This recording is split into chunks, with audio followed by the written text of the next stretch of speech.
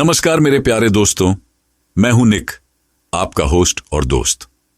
और आज के हॉरर पॉडकास्ट शो के 5वें एपिसोड में एक नहीं, दो नहीं, पूरी 5 मजेदार सच्ची कहानियां और किस्से लेकर आ चुका हूं, जो कि हमारे प्रिय सब्सक्राइबर्स ने हमें भेजे हैं। ये कहानियां मन घड़न या बनाई हुई बिल्कुल भी नहीं है। ये वो सच्चे अनुभव है जो हमारे सब्सक्राइबर्स ने खुद अनुभव किए हैं। इसलिए जब आप भी इन कहानियों को सुनेंगे तो आपके दिलों की धड़कनें तेज हो जाएंगी। आप ये कहानी कहां से सुन रहे हैं, हमें कमेंट में बताएं। और अगर आपने चैनल अभी तक सब्सक्राइब नहीं किया तो सब्सक्राइब कर लीजिए। चलिए अपनी कुर्सी के पेटी बांध लीजिए। बिना देरी किए शुरू करते हैं आज की मजेदार कहानियां और किस्से। आज की पहली कहानी। मेरा नाम बजत खान है। मैं एमपी के दामो जिले के एक गांव हिंडोरिया का रहने वाला हूं। 10वीं क्लास पूरी करने के बाद आगे की पढ़ाई के लिए मैं कोटा, राजस्थान आया था। अब मुझे यहां रहते रहते 1 साल हो चुका है। जब मैं यहां आया था तो बहुत खुश था और पढ़ाई भी अच्छी चल रही थी। आपको बता दूं कि मैं एक हॉस्टल में रहता हूं, जो कि मेरे इंस्टीट्यूट के पास ही है। लेकिन अभी सरकार ने हॉस्टल रेंट पर जीएसटी लगा दिया है, जिसकी वजह से हमारे हॉस्टल का रेंट बहुत ज्यादा हो गया है। इसी वजह से मैंने डिसाइड किया कि मैं हॉस्टल चेंज कर दूंगा। मंथ खत्म होने के बाद मैंने वो हॉस्टल चेंज कर दिया। अब जो हॉस्टल मुझे मिला वह इंस्टीट्यूट से दूर तो था ही, वहां आसपास का एरिया भी बिल्कुल सुनसान था। फिर सोचा कि पढ़ाई तो करनी है, थोड़ा कॉम्प्रोमाइज तो करना पड़ेगा। यह सोचकर मैंने उस हॉस्टल में अपना सामान शिफ्ट कर लिया। साथ ही मैं बता दूं कि उस हॉस्टल में बहुत ही कम लोग रहते थे और वे सब भी पता नहीं क्यों हमेशा बहुत खामोश रहते थे। फिर एक दिन मैंने एक लड़के से पूछा तो उसने बताया कि इस हॉस्टल में रहना उसकी मजबूरी है। मैंने पूछा, क्यों, ऐसा क्या है यहां? तो उसने कुछ भी बताने से मना कर दिया। लेकिन मेरे बहुत कहने पर वह बोला, हॉस्टल ऑनर से यह मत बोलना, नहीं तो वह मुझे यहां से निकाल देंगे। तुम यहां कुछ भी करना, लेकिन रात 11 बजे के बाद नीचे मैस में मत जाना। मैंने पूछा, ऐसा क्यों? तो उसने कुछ नहीं बताया। मैंने उसकी बात मजाक में टाल दी और अपने रूम में आ गया। कुछ दिन तो अच्छे से बीते, लेकिन फिर एक दिन जब सैटरडे था, मैंने सोचा कि आज तो सैटरडे है, कल छुट्टी है, तो आज रात भर जागूंगा और मस्ती करूंगा। लेकिन यह मेरी बहुत बड़ी गलती थी। शाम 8 बजे क्लास से आकर मैस में खाना खाने के बाद मैंने वहां चारों तरफ देखा तो मुझे कुछ भी अजीब नहीं लगा। मैंने उसी वक्त यह मन बना लिया कि आज रात मैं मैस में जाऊंगा। फिर अपने कमरे में आकर अपने दोस्तों से घर पर बात करने में पता ही नहीं चला कि कब 11 बज गए। फिर मैंने थोड़ा मोबाइल चलाया और एक मूवी भी देखी। फिर मुझे प्यास लगने लगी तो मैंने अपनी बोतल उठाई और पानी लेने नीचे मैस में जाने लगा। मैं आपको यह बता दूं कि मेरा रूम 2nd फ्लोर पर है। जाते हुए मैंने अपना फोन देखा तो रात के 1 बज रहे थे। फिर मैंने रूम पर लॉक लगा के सीढ़ियों से नीचे जाने लगा तो ऐसा लग रहा था जैसे कोई मेरे पीछे पीछे सीढ़ियों पर बैठा हो। लेकिन मैंने इग्नोर किया और मैस में चला गया। मैस बिल्कुल शांत था। उस वक्त वहां मुझे एक अजीब सी नेगेटिविटी महसूस हो रही थी। मैं अपनी बोतल भरने लगा। पानी बहुत धीरे आता था, तो जब तक बोतल भरती तब तक मैं इधर उधर घूमने लगा। तभी मुझे ऐसा लगा जैसे किसी ने मुझे आवाज दी हो। मैंने इधर उधर देखा लेकिन वहां कोई नहीं था। फिर मैं अपनी बोतल उठाकर मैस से निकलने लगा। जाते हुए मैंने एक बार पीछे पलटकर देखा। इस बार मैंने उसे देखा। वह टाइल्स पर लेटा हुआ था और उसके हाथ और पैर बिल्कुल उल्टे थे। वह मेरी तरफ ही देख रहा था। उसे देखते ही मेरे मुंह से चीख निकल गई और मैं वहां से भागने लगा। वह भी मेरे पीछे पीछे वैसे ही चारों उल्टे हाथ पैरों पर भागता हुआ आने लगा, यहां तक कि वह सीढ़ियों के ऊपर भी आ रहा था। मैंने अल्लाह को याद किया और जल्दी से रूम में आकर गेट लॉक कर दिया। मुझे पता था कि वह अभी दरवाजे के बाहर ही है, पर वह नॉक नहीं कर रहा था क्योंकि मेरे रूम के गेट पर अल्लाह लिखा था। मैं पूरी रात सो नहीं पाया। फिर सुबह होते ही मैंने उस रूम को खाली करने को बोल दिया, पर जब मैं वहां से जा रहा था तब मैंने एक लड़के से इस बारे में पूछा जो वहां कई महीनों से रह रहा था। उसने बताया कि उस मैस में एक बच्चे ने एग्जाम्स के प्रेशर में खुद को फांसी लगाकर सुसाइड कर लिया था। वह पानी पीने के बहाने से नीचे मैस में गया था और वहीं सुसाइड कर लिया। इसी वजह से उस हॉस्टल में रात 11 बजे से सुबह 4 बजे तक कोई कदम भी नहीं रखता। तो दोस्तों, इस कहानी से हमने सीखा कि कभी भी किसी जगह पर जाने से पहले हमें उसके बारे में पूरी जानकारी लेनी चाहिए, खासकर यदि वह जगह सुनसान और रहस्यमयी हो। इसके साथ ही यह भी समझना जरूरी है कि दूसरों की चेतावनियों को नजरअंदाज करना हमारी सुरक्षा के लिए खतरे का कारण बन सकता है। हमें हर परिस्थिति में सावधानी और समझदारी से काम लेना चाहिए। चलिए, बिना देरी किए अब बढ़ते हैं दूसरी कहानी की तरफ। आज की दूसरी कहानी। मेरा नाम राहुल पटेल है। मैं 22 साल का हूं और छत्तीसगढ़ के दुर्ग जिले का रहने वाला हूं। मेरे घर में मेरे अलावा बस मेरी मां है। मेरे पिताजी की मृत्यु 5 साल पहले ही हो गई थी। मैं आपको अपने साथ घटी एक बिल्कुल सच्ची घटना के बारे में बताने जा रहा हूं, जो मेरे साथ तब घटी थी जब मैं 15 साल का था। उस समय मेरी दादी जिंदा थी। हम लोग किसान हैं, इसलिए दादी का भी ज्यादातर समय खेतों में ही बीतता था। तो एक दिन जब मेरी गर्मियों की छुट्टियां चल रही थीं, तो मैं भी अपनी दादी के साथ खेत में गया था। दादी के साथ मैं सुबह 9 बजे ही खेत चला गया और खेत पहुंचकर हम खेती की सफाई करने लगे। फिर करीब 12 बजे मेरी दादी बोली, चलो अब घर चलते हैं, मुझे घर के और भी काम करने हैं। लेकिन मेरा घर जाने का बिल्कुल मन नहीं था। मैं अपने खेत में ही रुककर मस्ती करना चाहता था। तो मैंने दादी से कहा, दादी आप चले जाओ, मैं थोड़ी देर बाद आता हूं। दादी बोली, ठीक है, लेकिन जल्दी आ जाना। और फिर दादी वहां से चली गई। अब मैं खेत में अकेला ही काम कर रहा था। काम और मस्ती करते करते मुझे 2 बज गए। चारों तरफ बिल्कुल सन्नाटा था, क्योंकि दोपहर के समय गांव में सब लोग अपने अपने घर चले जाते हैं आराम करने के लिए। धूप भी बहुत थी। मैंने सोचा कि अब मैं भी घर चला जाता हूं। मैंने घर जाने का सोचा ही था कि तभी मुझे मेरी दादी की आवाज सुनाई दी, राहुल, राहुल। वो बस मेरा नाम ली जा रही थी। मुझे लगा शायद दादी मुझे बुलाने आई हैं। मैं चारों तरफ देखने लगा, लेकिन समझ ही नहीं आ रहा था कि दादी किस तरफ से आवाज दे रही है। तभी मैंने पीछे देखा कि 4 खेत दूर एक औरत सफेद साड़ी पहने वहां टहल रही है और बीच बीच में मेरा नाम ले रही है। उसके लंबे काले बाल थे, जो उसके चेहरे के आगे बिखरे नजर आ रहे थे, जिसकी वजह से उसका चेहरा ठीक से दिखाई नहीं दे रहा था। लेकिन वह लगातार मेरी दादी की आवाज में मेरा नाम ली जा रही थी। एक बार के लिए तो मुझे लगा कि वह मेरी दादी है। मैं उसके पास जाने वाला था कि तभी मुझे याद आया कि मेरी दादी के बाल तो सफेद हैं, जबकि इसके बाल काले थे। ये मेरी दादी नहीं बल्कि कोई और थी। मैं बहुत डर गया और बजरंगबली का नाम लेते हुए उसी वक्त वहां से अपने घर की तरफ भागने लगा। मैंने एक बार भी पीछे मुड़कर नहीं देखा।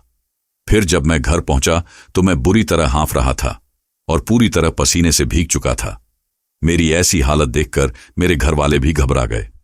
फिर थोड़ी देर बाद जब मैं नॉर्मल हुआ तो मैंने यह बात अपने घर वालों को बताई। मेरी दादी ने मुझे डांट लगाई। दादी ने बताया कि वह एक प्रेतीन है। छत्तीसगढ़ में चुड़ैल को प्रेतीन कहते हैं। उस दिन से लेकर आज तक मैं कभी खेत में अकेले नहीं जाता। तो दोस्तों, इस कहानी से हमने सीखा कि हमें हमेशा अपने आसपास की चीजों को ध्यान से समझना चाहिए और डर के बजाय साहस से काम लेना चाहिए। कभी कभी हम जो कुछ महसूस करते हैं वह हमारी कल्पना या डर का हिस्सा हो सकता है। साथ ही यह भी जरूरी है कि हम बुजुर्गों की सलाह और अनुभव का सम्मान करें, क्योंकि उनका अनुभव हमें मुश्किल परिस्थितियों में सही मार्गदर्शन कर सकता है। चलिए, बिना देरी किए अब बढ़ते हैं तीसरी कहानी की तरफ। आज की तीसरी कहानी। यह कहानी बिल्कुल सच है। मेरा नाम वेदांत है। आज मैं आपको अपने गांव की एक घटना के बारे में बताने वाला हूं। तो बात ऐसी है कि गांव में जो मेरे दादाजी का घर है उसमें बहुत सारी डेथ्स हो चुकी हैं। मेरे बड़े पापा, मेरे दादा, मेरी बुआ वगैरह, इन सब की डेथ उसी घर में हुई है और उन सब की प्रेजेंस मुझे आज भी कई बार उस घर में महसूस होती है। एक बार हमारे घर से सभी आत्माओं को भगाने के लिए एक पूजा करवाने का प्लान बनाया गया, पर शायद उन आत्माओं को यह मंजूर नहीं था। फिर पूजा करवाने के कुछ दिन बाद एक शाम मैं अपने कमरे में लेटा सो रहा था। तभी अचानक मुझे बाहर से किसी के चिल्लाने की आवाज सुनाई दी। वह शाम का समय था और आवाज सुनते ही मेरी आंख खुल गई। जब मैं भागकर बाहर गया तो घर के सब लोग वहां जमा हो रखे थे। मैंने देखा कि वहां मेरी चाची रस्सी से अपने आप को फांसी लगाने की कोशिश कर रही थी, लेकिन हम सब जानते थे कि वह खुद ऐसा कभी नहीं करेंगी, जिसका मतलब था कि उनके अंदर कोई और था जो उन्हें कंट्रोल कर रहा था। उस समय मैं अपनी चाची का चेहरा देख भी नहीं पा रहा था। उनकी शक्ल इतनी खौफनाक हो गई थी जितना मैंने आज तक नहीं देखी थी। उनकी आंखें बिल्कुल सफेद थीं और उनके चेहरे पर एक बड़ी और बहुत ही डरावनी मुस्कान थी। किसी तरह सबने मिलकर उनको रस्सी से जिंदा निकाल लिया, लेकिन रस्सी से उतारने के बाद भी उनकी आंखें वैसी ही थीं। फिर वह एक बहुत ही डरावनी आवाज में कुछ कहने लगी। हम में से किसी को समझ नहीं आया कि वह क्या कह रही हैं। मैं उसी वक्त डर के मारे वहां से भाग गया और फिर करीब 15 मिनट के बाद सब कुछ नॉर्मल हो गया। यह कहानी लिखते हुए भी मेरे रोंगटे खड़े हो गए हैं। तो दोस्तों, इस कहानी से हमने सीखा कि आत्मविश्वास, साहस और परिवार के समर्थन से किसी भी मुसीबत का सामना किया जा सकता है। कभी कभी हमारे आसपास की घटनाएं हमें डराती हैं, लेकिन हमें समझदारी और धैर्य के साथ इनका सामना करना चाहिए। साथ ही हमें हमेशा अपने परिवार के साथ मिलकर समस्याओं का समाधान ढूंढने की कोशिश करनी चाहिए। चलिए, बिना देरी किए अब बढ़ते हैं चौथी कहानी की तरफ। आज की चौथी कहानी, मैं आपको अपना नाम तो नहीं बता सकता, लेकिन मैं आपको अपने साथ घटी एक सच्ची घटना के बारे में बताना चाहता हूं। अभी इस वक्त उस घटना को याद करके ही मेरा रोम रोम कांप रहा है। वही डर का एहसास आंखों के सामने आ रहा है। यह साल 2009 की बात है। हुआ ऐसा था कि मेरे मामा एक एंकर हैं जो बॉलीवुड के अवार्ड शोज की एंकरिंग करते हैं। इस वजह से उनका अलग अलग सेलिब्रिटीज के साथ उठना बैठना और मिलना जुलना लगा रहता है। मैं उस समय 12वीं क्लास में पढ़ता था और अपने मामा की तरह बॉलीवुड में एंकर या अपने टैलेंट के दम पर एक्टर बनना चाहता था। आपको अगर याद हो तो साल 2009 में ही एसिड फैक्ट्री नाम की एक फिल्म रिलीज हुई थी। मामा को उस फिल्म की स्टार कास्ट का इंटरव्यू लेने और फिल्म के प्लॉट से रिलेटेड बातचीत करने के लिए जाना था, तो उन्होंने मुझे भी अपने साथ चलने को कहा।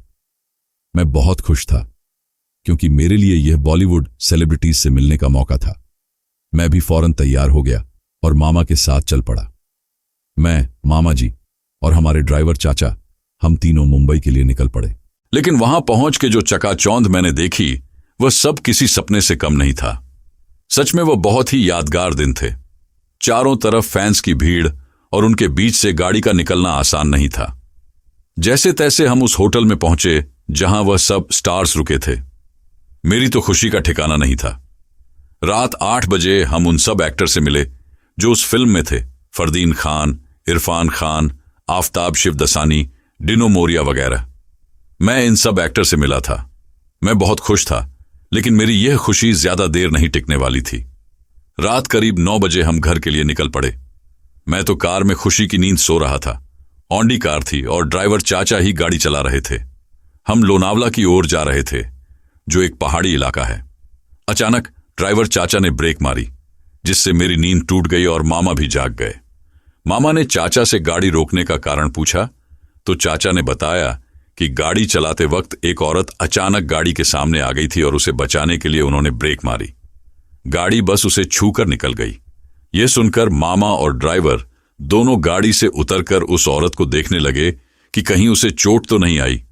मैं भी गाड़ी से उतर गया, लेकिन हमें वहां कोई औरत नजर नहीं आई। मैंने कहा, चाचा जी, यहां तो कोई औरत नहीं है।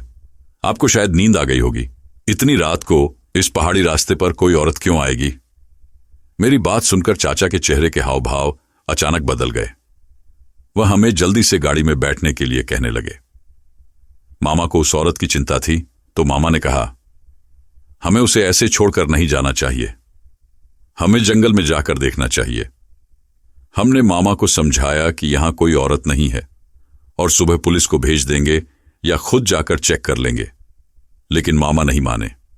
आखिरकार चाचा उनके साथ जंगल में जाने को तैयार हो गए और मुझे गाड़ी में रुकने के लिए कहा। मुझे गाड़ी में बैठे हुए 2 मिनट भी नहीं हुए थे कि वह दोनों डर के मारे तेजी से लौट आए। गाड़ी में बैठते ही उन्होंने विंडो चढ़ा दी और दरवाजे अच्छे से लॉक कर लिए। चाचा ने गाड़ी स्टार्ट करने की कोशिश की, लेकिन गाड़ी स्टार्ट नहीं हो रही थी। मैंने पूछा, क्या हुआ? लेकिन उन्होंने कुछ नहीं बताया और बस चुप रहने को कहा। तभी अचानक जंगल से एक बड़ा तेंदुआ हमारी कार से 50 मीटर दूर आकर खड़ा हो गया। यह तेंदुआ आम तेंदुओं से बहुत बड़ा था। उसकी आंखें बिल्कुल बल्ब जैसी चमक रही थीं और उसकी बदबू बहुत ही गंदी थी, जैसे कोई सड़ी हुई लाश हो। हमें यह देखकर महसूस हुआ कि इसका वहां होना बहुत बुरा संकेत है। फिर उसका आकार बदलने लगा। पहले वह इंसान की शक्ल में आया और फिर वह एक औरत के रूप में बदल गया। हम तीनों ने यह दृश्य अपनी आंखों से देखा था और इस घटना ने हमें बेहद डराया। इतना डरावना था कि हमारे दिल की धड़कन रुक सी गई। चाचा गाड़ी स्टार्ट करने की कोशिश कर रहे थे और आखिरकार गाड़ी स्टार्ट हो गई। लेकिन उसी समय उस औरत ने एक भयानक चीख मारी जो किसी के भी दिल को हिला दे। मामा ने तुरंत हनुमान चालीसा पढ़ना शुरू कर दिया। चाचा ने कार को पूरी स्पीड में दौड़ा दिया, लेकिन वह औरत हमारी कार के पीछे पीछे दौड़ रही थी। इसी हड़बड़ी में एक मोड़ पर हमारी कार खाई में गिर गई। जब आंख खुली तो मैं आईसीयू में था और घर वाले मेरे पास खड़े थे। बगल वाले बेड पर मामा लेटे थे। हम दोनों की जान तो बच गई, लेकिन ड्राइवर चाचा की जान नहीं बच सकी। एक्सीडेंट में उनकी रीढ़ की हड्डी और गर्दन टूट गई थी। मामा को भी मामूली चोटें आई थीं। यह खबर हमें बहुत दुखी कर गई, क्योंकि चाचा हमारे परिवार के सदस्य जैसे थे। एक हफ्ते बाद जब हम घर वापस गए तो मामा ने घर वालों को पूरी घटना बताई। फिर घर वालों ने एक पूजा करवाई और चाचा का अंतिम संस्कार किया। पूजा में गुरुजी को बुलाया गया और उन्होंने ध्यान लगाकर हमें बताया कि उस रात हमारा सामना एक चुड़ैल से हुआ था। वह जंगल का इलाका बहुत ही श्रापित था और वहां रात में कोई नहीं गुजरता, क्योंकि वहां दुष्ट शक्तियां रहती हैं। गुरुजी ने कहा कि चाचा का भगवान पर अटूट विश्वास और हमारी गाड़ी में हमारे कुल देवता का वास था, इसलिए हम बच पाए। चाचा ने हमारी जान बचाने के लिए अपनी जान कुर्बान कर दी। यह सुनकर हम सबकी आंखों में आंसू आ गए और हमने चाचा का एक मंदिर बनवाया जहां हम उनका स्मरण करते हैं। तो दोस्तों, इस कहानी से हमने सीखा कि जीवन में अनहोनी घटनाओं का सामना करते समय विश्वास और आस्था सबसे महत्वपूर्ण होती है। परिवार का सम्मान और उनके बलिदान की कद्र करनी चाहिए, क्योंकि वे हमें संकटों से उबारने में मदद करते हैं। चलिए बिना देरी किए अब बढ़ते हैं 5वीं कहानी की तरफ। आज की 5वीं कहानी। मैं छत्तीसगढ़ के बिलासपुर जिले का रहने वाला हूं और आपको अपनी एक सच्ची घटना के बारे में बताना चाहता हूं। वैसे तो मेरे बहुत सारे दोस्त हैं, लेकिन वे स्कूल और कॉलेज के दोस्त हैं। गांव में मेरा कोई खास दोस्त नहीं था। एक दिन कॉलेज में मैं अपने फोन पर गेम खेल रहा था, तभी मेरे कॉलेज के दोस्त वहां आ गए। मैं उस समय अपने सबसे अच्छे दोस्त के साथ बात कर रहा था। हम सबको मिले तो अभी 4-5 महीने ही हुए थे, लेकिन ऐसा लगता था जैसे हम सालों से दोस्त हों। फिर उसी दिन शाम को एक लड़के से मेरी बहस हो गई। मेरे दोस्तों को पता था कि वह लड़का मुझे पसंद नहीं करता, क्योंकि मैं बहुत सारे लोगों से फ्रेंडली रहता था, खासकर लड़कियों के साथ। बहस के बाद मैं गुस्से में घर आ गया, दरवाजा बंद किया और सो गया। आमतौर पर मेरा गुस्सा जल्दी शांत हो जाता है, लेकिन उस दिन कुछ अलग था। जब मैंने सोकर उठने के बाद छत पर गया तो मुझे पास के खेत में एक काले साए की परछाई दिखाई दी। उसकी आंखें चमक रही थीं और अंधेरा न होने के कारण मैं उसे ठीक से देख पा रहा था। उस वक्त मैं आपकी कहानियां सुन रहा था, इसलिए मैंने उसे ज्यादा तवज्जो नहीं दी और गेम खेलता रहा। लेकिन 9 बजे के करीब जब मैं नीचे आया तो मम्मी ने पूछा, तू इतनी देर कहां था? तेरा फोन भी नहीं लग रहा था। मैंने कहा कि मैं तो छत पर था, लेकिन पापा ने कहा, झूठ मत बोल, मैं छत पर गया था और तू वहां नहीं था। मैंने कहा, पापा मैं तो 6:30 बजे से छत ही पर था और अभी नीचे आया हूं। लेकिन मम्मी पापा मेरी बात नहीं मान रहे थे। अचानक मुझे बहुत तेज गुस्सा आ गया और मैंने कहा, मैं खाना नहीं खाऊंगा, और फिर छत पर चला गया। मैंने दीवार पर जोर से मुक्का मारा, जिससे सीमेंट गिरने लगी। फिर मैंने सोचा कि शायद अपने दोस्तों को कॉल करूं ताकि थोड़ा मूड फ्रेश हो जाए। लेकिन थोड़ी देर बाद मैंने अपनी दोस्त पर चिल्लाना शुरू कर दिया और उसे उल्टा सीधा बोलने लगा। वह रोने लगी और कॉल काट दी। मैं फिर खाना खाए बिना सो गया। सुबह जब मैंने अपनी दोस्त को गुड मॉर्निंग मैसेज भेजा तो उसने गुस्से में कोई जवाब नहीं दिया और मुझसे बात तक नहीं की। मैंने उसे कसम दिलाकर पूछा कि क्या हुआ, तो उसने मुझे सारी बात बताई, लेकिन मुझे किसी भी बात का कुछ भी याद नहीं था। कुछ समय बाद हर रात मुझे बुरे सपने आने लगे और अजीब आवाजें सुनाई देने लगीं। मुझे समझ में नहीं आ रहा था कि क्या हो रहा है। मैं शराब और सिगरेट रोज छत पर ले जाकर पीने लगा ताकि यह सब कुछ शांत हो जाए, लेकिन अब यह और बढ़ने लगा। मेरी सारी दोस्त मुझसे नाराज हो गईं और मैं अकेला हो गया। एक रात मैंने अपना फोन गुस्से में फेंक दिया और वह टूट गया। फिर रात में करीब 1 बजे जब मेरी आंख खुली तो फोन में एक अनजान कॉल आ रही थी। मैंने फोन उठाया तो वह आदमी मुझसे लड़ने लगा और बोला, अब तू मरने वाला है। यह सुनकर मैं भी गुस्से में बोला, बता तू कौन है, मैं तुझे वहीं आकर मारूंगा। लेकिन तभी कॉल कट गई। फिर मैंने ईयरफोन लगाकर आपकी कहानी सुननी शुरू की, लेकिन तभी मुझे याद आया कि मेरा फोन तो टूट चुका था। फिर मैंने देखा कि फोन मेरे हाथ में बिल्कुल ठीक था। मुझे समझ आ गया कि जो कुछ भी हो रहा था वह कुछ और था। इस सब के बाद मैं बहुत ज्यादा डिप्रेशन में चला गया। मैं इन बातों को अपने घर वालों को नहीं बताना चाहता था, क्योंकि मुझे पता था कि वे सिर्फ डांटेंगे। मैंने माँ और दीदी से कहा कि मैं परेशान हूं और मेरी तबीयत ठीक नहीं लग रही। माँ ने मेरा हाथ पकड़कर देखा तो मेरी बॉडी सामान्य थी। दीदी गुस्से में पूछने लगी, तू परेशान क्यों है? यह सुनकर मुझे गुस्सा आ गया और मैं घर से बाहर चला गया। फोन लेकर खेतों में बैठ गया। वहां मुझे फिर से वही साया दिखाई दिया। डर के मारे मैं भागकर घर आया और भगवान का नाम लेने लगा। तभी मुझे समझ में आया कि अगर मुझे अपनी जान बचानी है तो मुझे कुछ करना होगा। मैंने अपने दोस्त को फोन किया, लेकिन वह भी मुझे गाली दे रहा था। मैंने माफी मांगी और पूरी बात बताई। फिर वह मुझे बाइक से लेकर एक बाबा के पास गया। बाबा ने मुझे देखते ही कहा, तुम बिल्कुल सही समय पर आए हो। अगर कुछ दिन और रुकते तो तुम्हारी जान जा सकती थी। बाबा ने आंखें बंद करके कुछ मंत्र पढ़े और फिर मुझसे कहा, तुम्हारे किसी दुश्मन ने यह सब तुम पर करवाया है और तुम उसे अच्छे से जानते हो, लेकिन मैं उसका नाम नहीं बताऊंगा। बाबा ने मुझे एक ताबीज दिया और कहा, इस ताबीज को कभी उतारना मत। यह घटना आज से 2 साल पहले की है और अब सब कुछ नॉर्मल हो गया है। लेकिन 1 हफ्ते पहले जब मैं नदी में नहा रहा था तो मेरा वह ताबीज कहीं खो गया। तो दोस्तों, इस कहानी से हमने सीखा कि गुस्से और नकारात्मकता से समस्याएं बढ़ती हैं। हमें अपने इमोशंस को कंट्रोल करना चाहिए और सही समय पर मदद लेनी चाहिए। दोस्तों, आपको यह वीडियो कैसी लगी? जब मैंने ये सारी कहानियां सुनी तो मेरा तो दिमाग ही चकरा गया। मेरा मतलब, इस दुनिया में चल क्या रहा है, पता नहीं इस दुनिया में कैसे कैसे राज छुपे हुए हैं। अगर आपको ये वीडियो पसंद आई हो तो वीडियो को लाइक और शेयर जरूर करें। अगर आप ऐसी कहानियां आगे भी सुनना चाहते हैं तो चैनल को सब्सक्राइब करें और वीडियोस को अपने दोस्तों के साथ शेयर करें। अगला वीडियो कितने दिन में आएगा ये डिपेंड करेगा कि यह वीडियो कितना ज्यादा शेयर होता है। अगर आपके पास भी कोई कहानी या किस्सा है जो आप हमारे दर्शकों के साथ शेयर करना चाहते हैं तो उसे हमें भेजिए। हम आपकी कहानी को अगली कड़ी में जरूर शामिल करेंगे। तो दोस्तों, मिलते हैं जल्दी ही एक नई कहानी के साथ। तब तक के लिए अलविदा।